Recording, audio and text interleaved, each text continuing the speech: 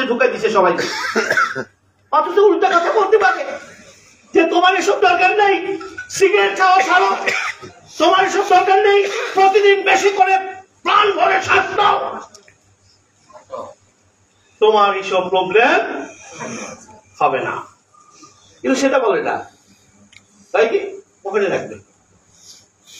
আচ্ছা ভাই, প্রকৃতির অক্সিজেন এভাবে গ্যাস দিয়ে দিয়ে চালানো সম্ভব? কথা কি বোঝা যাচ্ছে কি বলছি? কখনই সম্ভব নয়। প্রকৃতির বাতাস প্রাণ ভরে নিতে হবে, জোরে একটা হাত তালি চাই, প্রাণ ভরে নিতে হবে। আরে ভাই, আমরা ঢাকাতে তো বাতাস পাই না, সব বালি, আপনারা তো বাতাস পাচ্ছেন। প্রকৃতির সম্পদকে প্রতিদিন ব্যবহার করেন। আর কোষের অসুস্থতা শুরু হবে, প্রথম অসুস্থতা শুরু হবে অক্সিজেন না পাওয়ার কারণে। কি না পাওয়ার কারণে? খেয়াল রাখতে হবে, অক্সিজেন নিতে হবে। এই কোষ বেঁচে থাকে খাবার নিয়ে। মূল আলোচনা, এই কোষ কি নিয়ে বেঁচে থাকে? খাবার নিয়ে। কোষের খাবারকে বলা হয় পুষ্টি, মুখের খাবারকে বলা হয় ফুড। সৃষ্টিকর্তার রহস্য জানতেন, তাই তিনি খাবারের ভিতরে পুষ্টি দিয়ে রেখেছেন। কোষের খাবার 6টি। কয়টি? এই কারণটা জেনে নেন। কারণটা আমি কিন্তু বলে দিচ্ছি, কারণটা জেনে। কোষের খাবার কয়টি? মুখের খাবার হাজার হাজার, সিএফসি, কেএফসি, কেএফসি, সর্বনাশ, রান্নার বই পর্যন্ত শুধু রান্না। কিন্তু জেনে রাখবেন, আপনি যত সুন্দর করে খান না কেন, যত মজা করে খান না কেন, আপনার কোষ 6টির বাইরে কোনো খাবার খাবে। খুব মনোযোগ দিয়ে কথাটা শুনবেন, 6টির বাইরে কোনো খাবার খাবে না। আর এই 6টি খাবারকে বলা হয় কোষের পুষ্টি। আর এই 6টি খাবার শুধুমাত্র প্রকৃতিতে পাওয়া যায়। এটি রান্নাঘরে পাওয়া যায় না, এটি কোনো মেডিকেলে পাওয়া যায় না, এটি কোনো সায়েন্টিস্ট বানাতে পারে না। এটি শুধুমাত্র প্রকৃতির ঘরে তৈরি হয়। মুখের খাবার তৈরি হয় রান্নাঘরে, কোষের খাবার তৈরি হয় প্রকৃতির ঘরে। জোরে একটা হাত তালি যায়। এবার হিসাব করুন তো দেখি, 40 বছর ধরে কার খাবার খেয়েছেন? কিছুটা বুঝছেন না? বুঝেন নাই?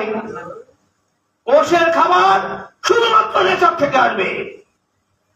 কোষের খাবার কখনো রান্নাঘরে হয় না। এর সবচেয়ে জ্বলন্ত প্রমাণ কি জানেন? এর জ্বলন্ত প্রমাণ হচ্ছে বনের পশু পাখি আর মানুষের মধ্যে কোনো পার্থক্য নেই। আমরা হচ্ছে আশরাফুল মাখলুকাত, সৃষ্টির শ্রেষ্ঠ জানোয়ার। জানোয়ার তো নাকি? তো ওই জানোয়ারদের কোনো ডাক্তার নাই, হাসপাতাল নাই। আপনার জানোয়ারদের এত ডাক্তার হাসপাতাল কেন দরকার? উত্তর একটাই, তাদের কোনো রান্নাঘর নাই। তারা প্রকৃতির খাবারগুলো হুবহু খেয়ে ফেলে। আর আমরা জানোয়াররা প্রকৃতির খাবারগুলোকে এমন ভাবে চেঞ্জ করে ফেলি, পুরো খাবারটা টক্সিন হয়ে যায়। আমেরিকাতে একটি গবেষণা হয়েছে, তারা দেখিয়েছে 200, 250, 300 ডিগ্রি সেন্টিগ্রেড তাপমাত্রা রান্না করা হয়। কি খেয়েছেন আপনি? যে খাবারে কোষের খাবার নাই, সেটি ছিল আপনার জন্য টক্সিন। আর আপনার প্রবলেমটা তৈরি হয়েছে, আপনার সমস্ত অসুখের কারণ দীর্ঘদিন টক্সিনের আঘাত। কারণ ওই কোষ তো টক্সিন খাবে। এই টক্সিন গুলো সব জমে গেছে, হার্টে জমে গেছে, কিডনিতে জমে গেছে, চোখে জমে গেছে, সারা বডিতে জমে গেছে। এতদিন কেন রোগ হয় না? বিজ্ঞান বলছে সৃষ্টিকর্তা আপনার এই টক্সিন মুক্ত করার জন্য আপনার ভিতরে একটা অর্গান দিয়ে রেখেছেন। কি নাম? কিডনি। কি নাম? কিডনিকে দায়িত্ব দিয়েছে এই বেচারাতে খাবে। খাওয়া দাওয়ার পর তো সেখানে অনেক বর্জ্য তৈরি হবে, তোমাকে দায়িত্ব দিলাম, এগুলি শুধু তুমি কি করবা? পেশাব দিয়ে বের করে দেবা। এই দায়িত্বটা কাকে দেওয়া হয়েছে? সেই দায়িত্বটা পালন করবে কত বছর? 1000 years। কত বছর? 1000 বছরের দায়িত্ব পালনের জন্য সে পাঠিয়েছে। আপনার 40 বছর পরে আপনার কিডনি ড্যামেজ। কারণটা কি? 40 বছর ধরে 1000 বছরের টক্সিন বের করার দায়িত্ব কিডনিকে দিয়ে দিচ্ছে। শেষ ফাইনাল। বুঝেন না কি বলছি? যে সে 1000 বছর করবে, সে 40 বছর শেষ। জিজ্ঞেস করেন, আমি তো 5 কেজি মাংস একই খাইছি। 5 কেজি মাংস খাইছেন কেন? কথাগুলো ঠিক আছে কিনা? এটা এফেক্টটা কোথায় করেছে? আলটিমেটলি এই যে আপনার অতিরিক্ত খাবারে অতিরিক্ত যে টক্সিন তৈরি হয়েছে, এটা মূলত আঘাতটা করেছে আপনার কিডনিতে গিয়ে। মেসেজ কি ক্লিয়ার? মানে বুঝতে হবে ঘটনাটা কেন ঘটেছে। তারপরে এটা ঠিক করার জন্য কার কাছে গেছে? শিয়ালের কাছে মোরগ বাধা দিচ্ছেন শেষ। কিন্তু সেদিনও যদি আপনি যদি নেচারের কাছে ব্যাক করতেন, যদি সমস্যা দেখা দিয়েছে, সেদিন কিন্তু এই বিপদ হতো। কিন্তু আপনি উল্টো জায়গায় চলে গেছে। যা হচ্ছে ডিজাইন করা টক্সিন, প্রকৃতির টক্সিন, যা ঠিক মতো হ্যান্ডলিং করতে পারলেও মানুষের তৈরি টক্সিন কিন্তু সে হ্যান্ডলিং করতে পারে, যার কারণে মানুষের অর্গানগুলো মারাত্মক ভাবে ড্যামেজ হয়ে পড়ে। তাহলে কি বুঝতে পেরেছেন এই কোষগুলো কেন ড্যামেজ হচ্ছে? তাহলে কোষের খাবার কয়টি, আর কোষের খাবার কোথায় পাওয়া যায়? তাহলে প্রবলেমটা কোথায়? তাহলে রোগ কি থাকার কথা? কথা বলেন, থাকার কথা? থাকার কথা, কিন্তু আপনার থেকে যাচ্ছে। কারণটা হলো কোষের কোয়ান্টিটি ফুড দরকার, কোয়ালিটি ফুড দরকার। আপনি সেটা মানছেন না। আপনি একদিকে দিয়ে এটা খাচ্ছেন, তারপরে দুনিয়ার আবর্জনা খাইতেছেন। বুঝেন না কথাটা? যার কারণে আপনি বেনিফিটটা নিতে কোন রকমের খাওয়ার পরে খাচ্ছে, একটু ভালো লাগতেছে, তারপরে দুনিয়ার আবর্জনা খাওয়া শুরু করেন। তো সবটাই তো কার কাছে গিয়ে পৌঁছে? তো কোষের কাছে ব্যাড খাবার আপনার জন্য প্রবলেম তৈরি করবে, গুড খাবার কোষের জন্য সুস্থতা আনবে। জোরে একটা হাত তালি যায়। এখন দুইটা মারামারি কইরা ব্যাড খাবারের পাল্লা। মেসেজটা কি ক্লিয়ার? কিন্তু অনেকে বলে না, আরে কোষীয় খাবার খাওয়ার পরে মানুষ যদি বেনিফিট না পায়, তাহলে তো আর জায়গা নেই। কি জাত দিয়ে কোন ভালো থাকবে? পৃথিবীর কোন ডাক্তার সাইন্টিস্ট দেখাতে পারবে? তারপরে সেখানে তো ভরসা রাখার দরকার নেই। সংশোধন করতে হবে, কোয়ান্টিটি ফুডের পরিমাণ বাড়াতে হবে, কোয়ালিটি ফুডের পরিমাণ বাড়াতে হবে। তাহলে দেখবেন ধীরে ধীরে কোষগুলো আবার কি হয়ে যাবে। আসুন, বিজ্ঞান দেখিয়ে দিয়েছে এই অবস্থায়ও আপনি যদি আবার এই মেথডটা নিতে পারেন, খাবার এবং অক্সিজেন দিয়ে, আপনি ধীরে ধীরে সুস্থ হয়ে যাবেন। এই কথাটা বলার জন্য এতক্ষণ পেশাল পাচ্ছি, কারণ এটা সায়েন্সের সর্বোত্তম আবিষ্কার। আমি যদি সরাসরি এখানে চলে যাই, আপনি এটা বুঝতে পারবেন না। এবার আপনি বুঝবেন যে আসলে ঘটনাটা কি ঘটবে। আসলে আপনি একটু দেখে নেই কোষটা কিভাবে তৈরি হলো, মনে আছে তো? কেন মনোযোগ রাখতে বলেছি, কারণটা এইটা। আপনি যদি স্লাইড গুলো না দেখেন, এখন বলেন এটা আবার কি ঘটনাটা, এটা তো দেখলাম না। কি বলবে কিনা নতুন লোকে? কেউ এই কথাটা শুনে না, সে বলবে না এটা আবার কি। কিন্তু যারা প্রথম থেকে শুনেছে সে কি এটা বলবে? সে দেখেছে ঘটনাটা কিভাবে হয়েছে। তাহলে কোষ তৈরি হলো কিভাবে আমরা দেখেছি। বাবার একটা বাবার একটা স্পার্ম, মায়ের একটা কি মিলনের ফলে নতুন যে কোষটি তৈরি, দেখেন এটা 2 ভাগ হয়ে যাচ্ছে, 4টা। এভাবে বিজ্ঞান বলছে ভাগ হচ্ছে, 220টা কোষে পরিণত হয়ে গেছে। এক একটি কোষ এক একটি অর্গানে পরিণত হয়ে গেছে। একটা হার্ট হয়ে গেছে, একটা কিডনি হয়ে গেছে, একটা লিভার হয়ে গেছে, একটা ব্রেন হয়ে গেছে। এভাবে 220টি কোষ 220টি অর্গানে পরিণত হয়ে গেছে। জোরে একটা তালিকা। তাহলে প্রতিটি অর্গানের গোপন ফর্মুলাটা কোথায় লুকায়িত ছিল? আবারও বলছি, এগুলো কিন্তু সব Nobel recognise subject, proven method, এগুলি সব প্রমাণিত কিভাবে ঘটনাগুলি ঘটেছে। ঠিক আছে কথাটা? তাহলে এক একটা কোষ একটা নির্দিষ্ট অর্গানে পরিণত হয়ে গেছে, একটা মাসেল হয়ে গেছে, একটা ব্লাড হয়ে গেছে, একটা লিভার হয়ে গেছে। এভাবে 220টা অর্গান, 220টা ও 220টা অর্গানে পরিণত হয়েছে। বিজ্ঞান বলছে আমাদের বডিতে 220টা অর্গান রয়েছে, প্রতিটি অর্গানের আলাদা আলাদা কাজ, প্রত্যেকের কাজ প্রত্যেকে শেয়ার করে। এভাবে একটা হোমিওস্ট্যাটিস বডি, অর্থাৎ প্রত্যেকের কাজ প্রত্যেকে কি করছে? শেয়ার করছে। তাহলে আমি হেলদি মানে হচ্ছে আমার সকল কোষ সুস্থ। একটা আমদানি চায়। আনহেলদি মানে হচ্ছে আমার কোন একটি কোষ কাজ, তাহলে তার কাজের দায়িত্বটা অন্যরা তো পাচ্ছে না। ফলে আপনার যেমন বিটা সেল যদি ইনসুলিন তৈরি না করে কি রোগ হয়? তাহলে একটা সেল শুধু তার কাজ করে নাই, আপনার একটা ভয়াবহ রোগ হয়ে গেছে। এই জন্য টার্গেট হলো কোষকে সুস্থ রাখতে হবে, কারণ প্রতিটা কোষের দায়িত্ব সকলের কাজ বহন করে। তাহলে আসেন মনোযোগ দিয়ে অংশটুকু শুনেন। তাহলে আমাদের দেহে একটা পেয়েছে, বিজ্ঞানীরা এই কোষগুলোর নাম দিয়েছে কি? বিজ্ঞানীরা এই কোষগুলোর নাম দিয়েছে স্টেম সেল। আর স্টেম সেল থেকে এই অর্গানগুলো তৈরি হয়েছে, তাই এদেরকে বলা হয় ফাংশনাল সেল। ফাংশনাল সেল গুলো কোথেকে তৈরি হয়েছে? যেমন আপনার হার্ট, এটা functional cell. Kidney functional cell. চোখ ফাংশনাল সেল। ফাংশনাল সেল মানে হচ্ছে তারা একটা কাজ করে নির্দিষ্ট। তাহলে বলুন তো দেখি, আমার বডিটা কোন সেল দিয়ে পরিচালিত হয়? স্টেম সেল তো আছে। বডিটা কোন সেল দিয়ে পরিচালিত হয়? পুরো বডিটা পরিচালিত হয় ফাংশনাল সেল দিয়ে। কথা কি বুঝে গেছে? পুরো বডিটা পরিচালিত কোন সেল দিয়ে?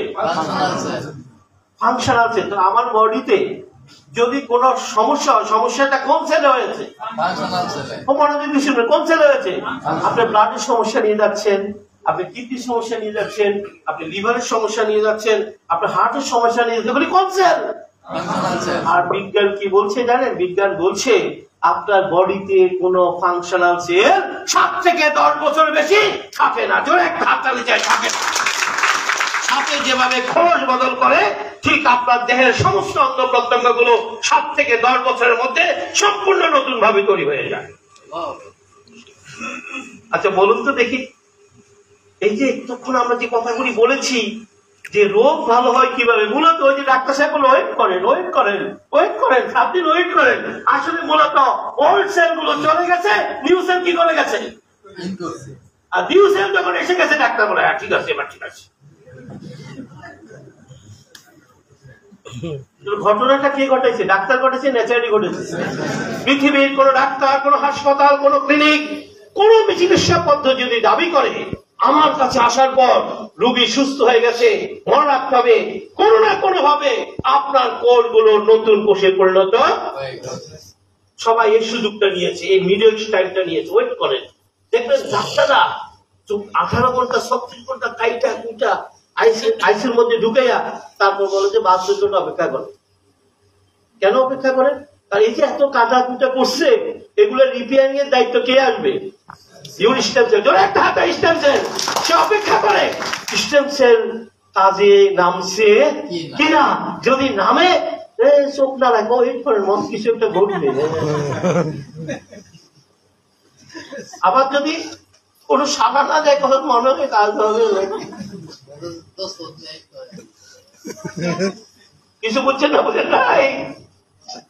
কারণ স্টেম সেল যদি রেসপন্স করে তাহলে সে আছে, যদি স্টেম সেল রেসপন্স না করে তাহলে তার কিছু করা। ভাই আপনি ঘরে বসে এগুলি কেন করছেন না?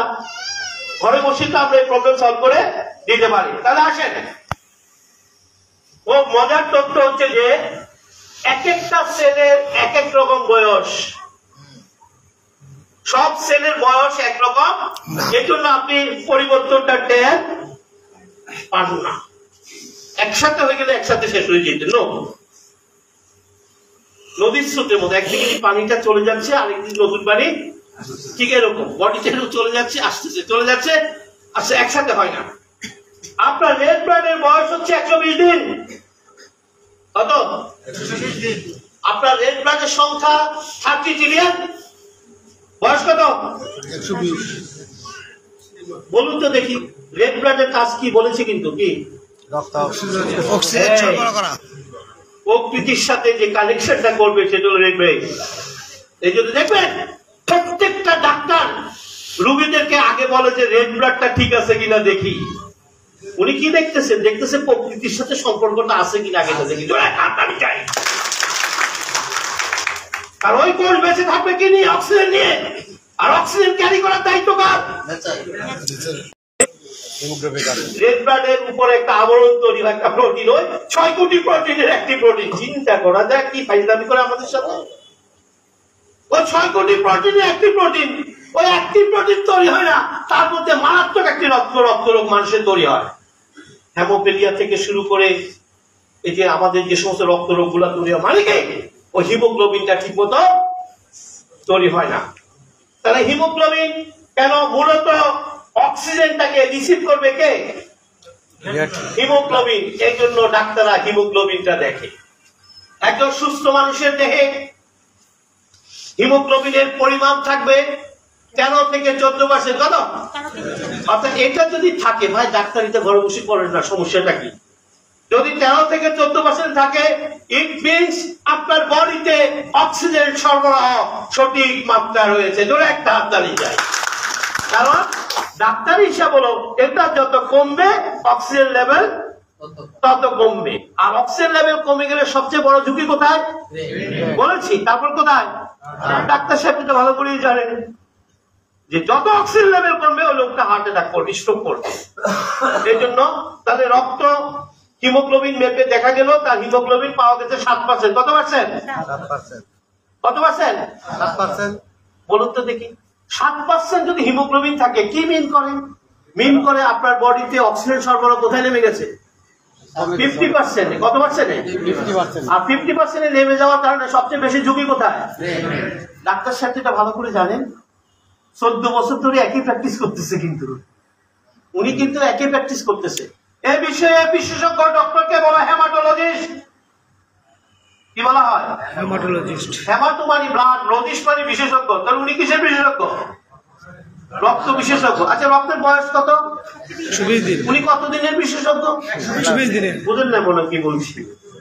14 বছরের বিশেষজ্ঞ। রক্তের বয়স কত? 120। উনি কত দিনের বিশেষজ্ঞ? 100। অর্থাৎ ওনার কাজ 120 দিনের পর ওনার কোনো কাজ নাই। রাইট।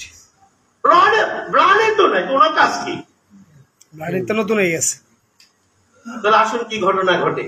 আপনি যখন এই প্রবলেম নিয়ে যাবেন, এই প্রবলেমকে বলা হয় অ্যানিমিয়া। রক্ত যখন কমে যায়, রোগের নাম কি? অ্যানিমিয়া। খেয়াল রাখবেন, মানে রক্ত কমে গেছে। আসলে কি রক্ত কমছে? কমে নাই। বলছে প্রতি সেকেন্ডে আপনার বডিতে 20 থেকে 25 লাখ রেড ব্লাড মারা যায়। এটাকে ন্যাচারাল না ন্যাচারাল? তার বয়স পেরিয়ে গেছে, তার মৃত্যু ঘটেছে। তাহলে প্রতি সেকেন্ডে যদি 20 থেকে 25 লাখ রেড ব্লাড মারা যায়, আপনি হিসাব করুন তো দেখি 2 ঘন্টায় কত রেড ব্লাড মারা গেছে। 20 বছরের হিসাব দেওয়ার দরকার নেই, প্রচুর পরিমাণ রেড ব্লাড মারা গেছে। আচ্ছা, এত রেড ব্লাড মারা যাওয়ার কারণে আপনার অক্সিজেন লেভেল কমে যাওয়ার কথা না? আচ্ছা, কমে যাওয়ার কারণে শ্বাসকষ্ট হওয়ার কথা না? আরো কি হয়েছে? 40 বছর হয়েছে, 50 বছর হয়েছে। কেন হয়নি জানেন? বিজ্ঞান বলছে প্রতি সেকেন্ডে যে পরিমাণ রেড ব্লাড বডি থেকে বেরিয়ে যাচ্ছে, সম পরিমাণ রেড ব্লাড আপনার স্টেম সেল বুস্ট করে দিচ্ছে, যার কারণে আপনি ডিফারেন্সটা বুঝতে পারছেন না। জোরে একটা হাত দাঁড়িয়েছে। তাহলে অ্যানিমিয়া কাজ। What is anaemia? অ্যানিমিয়া হচ্ছে তার রেড ব্লাড বেরিয়ে যাচ্ছে কিন্তু স্টেম সেল ওয়ার্ক করছে না, যার কারণে ব্লাডে নেই। কিছু বুঝছেন না? বুঝেন নাই? হ্যাঁ, বুঝছি। ব্লাড এরকম হয়ে গেছে, যার কারণে তার অক্সিজেন লেভেল কমে যাচ্ছে। এবং সে দেখবে সারাক্ষণ কমপ্লেন করে, দেখবে অ্যানিমিয়া রোগীরা পালপিটেশন, মাথা ঘোরা, চলতে পারি না। মানে কি? আগে তো বুঝতে পারতো না রে ভাই, আগে বলতো যে এটা তো ভূতে ধরছে, জিনে ধরছে। এখন বুঝে গেছে আসলে অক্সিজেন লেভেল কমে যাওয়ার কারণে ফুল বডি অ্যাটাক হয়ে গেছে, সারাক্ষণ সে কমপ্লেন করে।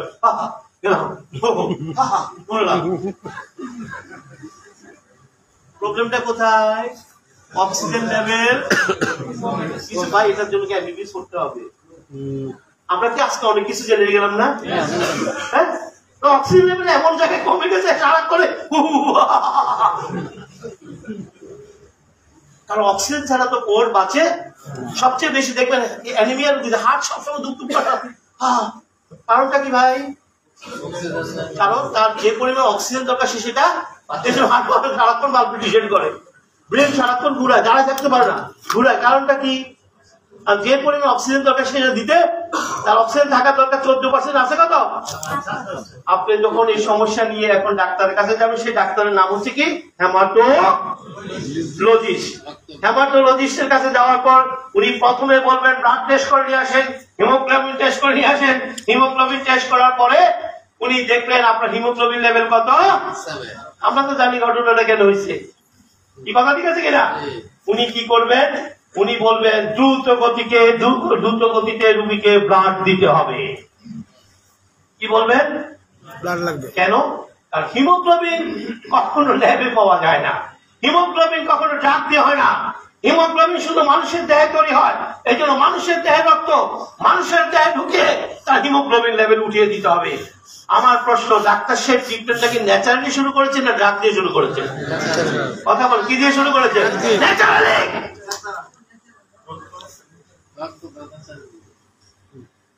কিছুটা বুঝছেন না বুঝেন না? কারণ নেচার সিদ্ধান্ত দিবে, তারপর হইল কথা আগে থেকে ব্লাডে দিতে হবে, অক্সিজেন লেভেল আগে ঠিক করতে হবে, পরে ট্রিটমেন্ট। কথাগুলি বুঝতে পারছি কি বলছি?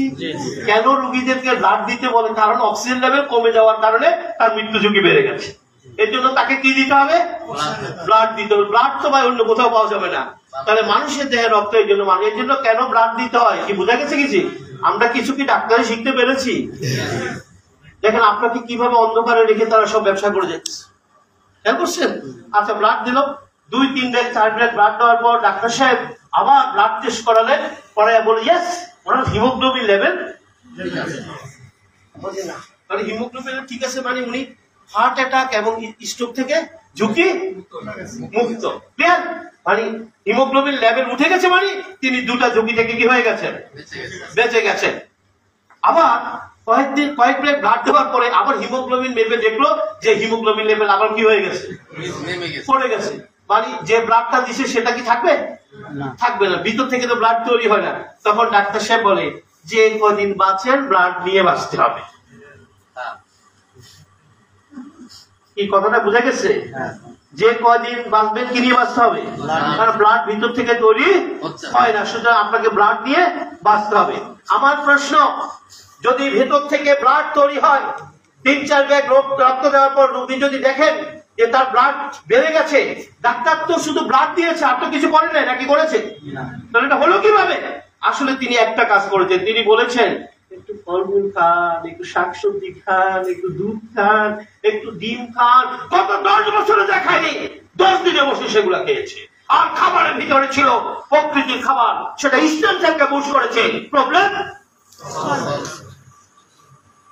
প্রবলেমটা সলভ করেছে কি? খাবার কি দিয়ে সলভ করেছে? খাবার দিয়ে। ও ডাক্তার সেটাই বলেছে, একটু আপেল খান, একটু কমলা খান, না আপনি সিগারেট নিয়ে যান। রোগী দেখতে গিয়ে সিগারেট নিয়ে যান, বুঝতে হবে। ওই যে রোগী দেখার সময় আপনি যে ফলমূল নিয়ে গেছেন, ওইটাই তার রোগ নিরাময় কাজ করেছে। ধরে তাড়াতাড়ি চাই, ওইটাই কাজ করেছে নেচার। কিন্তু ক্রেডিটটা কে নিয়ে গেছে? ডাক্তার। আবার ফলমূল সবকিছু খাওয়ার পরও তার কাজ করে না, মানে কে ড্যামেজ? মনে রাখবেন, স্টেম সেল যদি ড্যামেজ হয় আর রেস্কিউ করার কোন সুযোগ। কিন্তু সায়েন্স বলছে এটির ক্ষমতা 1000 ইয়ার। জোরে একটা হাতে 1000 ইয়ার। দেখবেন মরতে মরতেও রোগীরা আবার ব্যাক করে। এই ক্ষমতাটা স্টেম সেলের খেয়াল রাখতে হবে। বলছে একটা স্টেম সেল যদি বডিতে অ্যাক্টিভ থাকে, সে যদি কোনোভাবে প্রকৃতির সাথে সংযোগ ঘটিয়ে দিতে পারে, বিলিয়ন বিলিয়ন স্টেম সেল তৈরি করে বডিতে ছেড়ে দেয় এবং মানুষ আবার ঘুরে দাঁড়ায়। আমার বক্তব্য হচ্ছে, ঘরে বসে আপনি যদি এই মেথডটা প্রয়োগ করেন, তাহলে তো ঘরে বসে সকল প্রবলেম সলভ। ধরে একটা সকল প্রবলেম সলভ। আপনার লিভারের বয়স মাত্র 6 সপ্তাহ, জানেন? শুনেছেন কখন? কয় সপ্তাহ? 6 সপ্তাহ। Only 6 week. ডাক্তার বলছে আরে আপনার লিভার তো ভালো, কয়দিন? কথা বলেন, কয়দিন? বলছে লিভারের সমস্যা আছে, কয়দিন? এটা নিয়ে এত টেনশন কিসের? দেখেন এইটা নিয়ে যখন ডাক্তারের কাছে যায় তখন বিপদে পড়ে। রিকভার করতে হবে। তাহলে লিভারের ডাক্তার কয়দিনের ডাক্তার ভাই? 6 সপ্তাহ। 42 দিনের। আপনি চিন্তা করেছেন বিষয়গুলো? সে গেছে ডাক্তারের কাছে, তো ডাক্তারের সর্বোচ্চ কেরামতি কয়দিন? এরপর তো লিভারই থাকবে না। যদি ডাক্তারের কাছে যাওয়ার পর আমার লিভার পুনর্গঠিত, এটা ডাক্তার কেন হয়েছে? নেশার কারণে হয়েছে। নেশার কারণে হয়েছে। কথা বলেন না কেন? এটা কি ডাক্তারের কারণে হয়েছে, নেশার কারণে হয়েছে? আপনি ঘটনা যদি ঘরে বসেই করতেন, একই ঘটনা করতো না? বরং ন্যাচারাল কারণে ঘটেছে, কিন্তু এর মধ্যে ড্রাগ মাগ দিয়া এর মধ্যে সে ঘুরে দাঁড়িয়েছে। খেয়াল করছেন? এত অত্যাচার করার পরও ঘুরে দাঁড়িয়েছে। অর্থাৎ পৃথিবীর সমস্ত ডাক্তার আপনার বডির ক্ষমতাকে ব্যবহার করে সে সর্বশ্রেষ্ঠ ডাক্তার। আমার প্রশ্ন, আপনি আপনার দেহের ডাক্তারের ক্ষমতা প্রয়োগ করে কেন আপনি রোগ মুক্তি নিতে পারছেন না? আপনার ডাক্তার আপনার দেহের ক্ষমতা ব্যবহার করে সে বড় ডাক্তার। কি কথা ঠিক আছে কিনা? সে তো আপনার দেহের ক্ষমতা ব্যবহার করছে, আপনি কেন আপনার দেহের ক্ষমতা ব্যবহার করছেন না? সে তো ডাক্তারের কথা শুনে, সে কার কথা শুনে? নেচার। জোরে একটা হাততালি যায় নেচার। তাহলে আসুন, এগুলি অনেক বড় আলোচনা, শেষ করা যাবে না। শুধু জেনে নেন ভয়ের কোনো কারণ। এই স্কিনের বয়স কত জানেন? 14 দিন। কত? বুড়ো হওয়ার জন্য 80 বছর দরকার নেই। বুড়ো হওয়ার জন্য 80 বছর, 14 দিনে আপনি কিন্তু ফাইনাল হয়ে যাবে।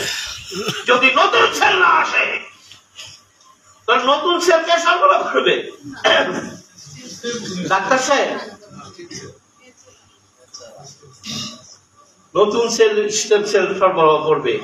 এই প্রক্রিয়া 2012, 2015, 2016 সালে এগুলি নোবেল পুরস্কার আছে। ডাক্তার সাহেবরা এগুলি ভয়ে বলে না, বললে ডাক্তারই শেষ। দেখা ওনার কাজ কি? এত বড় বড় চেম্বার নিয়ে বসে আছেন, এত বড় বড় হাসপাতাল ডাক্তার নিয়ে বসে আছেন, ওনার কাজ কি দেখা? কি ভাই আপনি বলেন, কোনো কাজ আছে? কোনো কাজ? যদি মানুষ কোনোভাবে ব্যর্থ করে সেটা প্রকৃতির কারণে ঘটেছে। আর আমরা যদি টোটাল দেই যদি প্রকৃতির কাছে, যদি কারো কোনো ড্রাগের দরকার হয় সেটা সর্বোচ্চ কতদিন? কথা বলেন, কদিন? সর্বোচ্চ 15 দিন। ইমার্জেন্সি যদি ড্রাগের কোনো প্রয়োজন হয়, আপনি যদি মনে করেন ড্রাগ খেয়ে ভালো থাকবো, তাহলে বিপদে পড়বেন। ইমার্জেন্সি ড্রাগ নিবেন, সাথে সাথে প্রকৃতির কাছে কি করবেন? আসুন আপনার 6 নিউট্রিশন দেখে, দিস ইজ ইউর 6 নিউট্রিশন। আপনার দেহের 6টি খাবার, আপনার কোষ এই 6টি ছাড়া কোনো খাবার চেনে না। আর এগুলি শুধুমাত্র নেচার থেকে পাওয়া যায়। এগুলি পুড়ে যায়, পুড়ে যাওয়ার পর নষ্ট হয়ে ভালো হয়। কোনটা খেলে কোনো ভালো হয় এমন কোনো বিষয় আছে? কথা আছে কি? আমাদের কাছে নাই, কারো কাছে আছে? আমাদের কাছে নাই, কারো কাছে আছে? রোগ নিরাময়ের কোনো ওষুধ কারো কাছে আছে? ডাক্তারদের কাছে আছে? আপনি ভাবেন কেন কারো কাছে নেই? রোগ হয় কোষে, রোগ দূর হয় কোষে। জোরে একটা হাততালি যায় কোষে। তাহলে সুতরাং আপনি 6টা নিউট্রিশনকে দিবেন। আপনার অ্যামাইনো অ্যাসিডের 1 মাস লাগবে শেষ করতে। একটু বলেন এই সম্পর্কে। মাথা খারাপ হয়ে যাবে আপনার। হাই হাই তুমি বলি একটু বলেন, শুনি না, এত অল্প কথা শুনে হয় না। এগুলি আলাদা প্রোগ্রাম করতে হবে। শুধু এক অ্যামাইনো অ্যাসিড দিয়ে 7 দিন টানা প্রোগ্রাম করা যাবে। হাই হাই, এই অ্যামাইনো অ্যাসিড কি ডাক্তার বানাইছে? এটা কোথায় পাওয়া যায়? আর সৃষ্টিকর্তা এসব জানতেন, তাই তিনি প্রকৃতির খাবারে সেগুলি মিশিয়ে রেখেছেন। জোরে একটা হাততালি চাই। আপনি সেগুলো পুড়ে পুড়ে খাচ্ছেন, ধ্বংস করে খাচ্ছেন। তাহলে আসেন, অ্যামাইনো অ্যাসিড আপনার স্পিরুলিনাকে বলা হয় the best source of amino acid. পৃথিবীর ভিতরে যত খাবার পাওয়া যায় তার মধ্যে বেস্ট সোর্স হচ্ছে স্পিরুলিনা। 100 গ্রাম গরুর মাংস খেলে আপনি যে পরিমাণ প্রোটিন পাবেন, 18 থেকে 20 গ্রাম, তাও যদি কাঁচা খাইতে পারেন। কাঁচা খাইতে পুরি খেলে সব চাই। আর 100 গ্রাম স্পার্না যদি আপনি খান, আপনি প্রোটিন পাবেন, অ্যামাইনো অ্যাসিড পাবেন প্রায় 60 থেকে 65 গ্রাম। অ্যামাইনো অ্যাসিডকে বলা হয় পিলার অফ দ্য বডি, কোষের পিলার অফ দ্য বডি। কোষ তার সমস্ত কাজগুলো নিয়ন্ত্রণ করে অ্যামাইনো অ্যাসিডকে দিয়ে।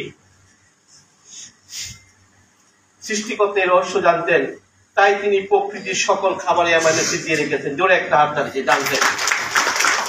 যাই খাবেন অ্যামাইনো অ্যাসিড আসছে। এই কারণে আপনি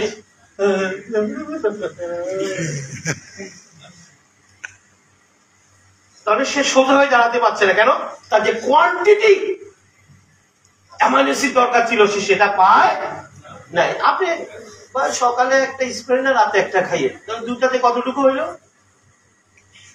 100 গ্রাম 130 1 গ্রাম 65 আপনি যদি 500 মিলিগ্রাম হয় তাহলে একটা দুইটা মিলি কত? তো রুগী সকালে একটা বিকালে একটা খায়। 1000 কি ভাই? মিলিগ্রাম মানে 1 গ্রাম, রাইট? কয় গ্রাম? আর সায়েন্স বলছে একজন মানুষের দেহে এটা প্রোটিন ভেঙে এটা পাওয়া যায়, প্রোটিন ব্রেকডাউন হয়ে এটা পাওয়া যায়। বলছে একজন মানুষের র প্রোটিন খেতে হবে।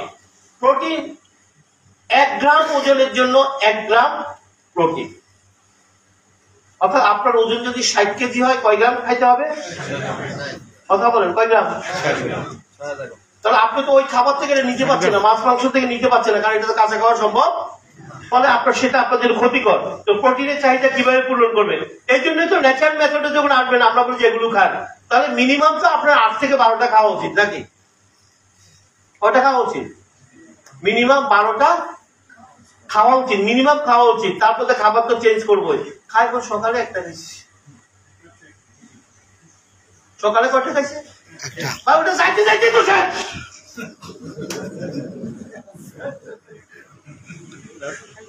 কিছু বুঝছেন না, বুঝেন নাই? মানে এই জন্য আপনি বেনিফিটটা পাচ্ছেন। অর্থাৎ আমি বলছি যারা ডিজিজ পারসন তারা যদি কোয়ান্টিটি